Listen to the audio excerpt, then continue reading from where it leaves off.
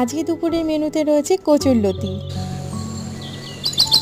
সবার প্রথমে কচুরলতিটাকে মিনিট 5 ভাপিয়ে নিয়েছি, সাথে দিয়েছি একটুখানি লেবুর রস যাতে করে গলাটা না ধরে। এবার কড়াইয়ে সর্ষের তেল দিয়ে চিংড়ি মাছটাকে একটু ভেজে নিয়েছি, তাতে দিয়ে দেবো কালো জিরে ফোড়ন। এবার দিয়ে দেবো আধ বাটা পেঁয়াজ। পেঁয়াজটাকে খুব ভালো করে ভাজা ভাজা করে নিয়েছি। এবার এর মধ্যে দিয়েছি টমেটো আর রসুন বাটা, খুব ভালো করে মিক্স করে নিয়ে দিয়ে দেবো হলুদ গুঁড়ো, লঙ্কা গুঁড়ো, জিরে গুঁড়ো, সামান্য নুন। এবার খুব ভালো করে মশলাটাকে কষিয়ে নেব।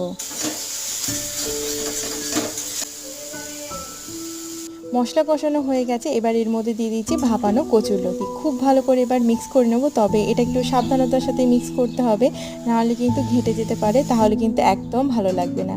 পরিমাণ মতন জল দিয়ে এখন সিদ্ধ হতে দিয়েছি। নামানোর আগে দিয়ে দিয়েছি সর্ষে বাটা। এবার পুরো শুকনো করে নামিয়ে নিয়েছি। তাহলে কত সহজেই তৈরি হয়ে গেল কচুরলতি। সাথে রয়েছে উচ্ছে কুমড়ো আলু ভাজা আর ডাঁটা আলুর তরকারি। ভিডিওটি দেখার জন্য ধন্যবাদ।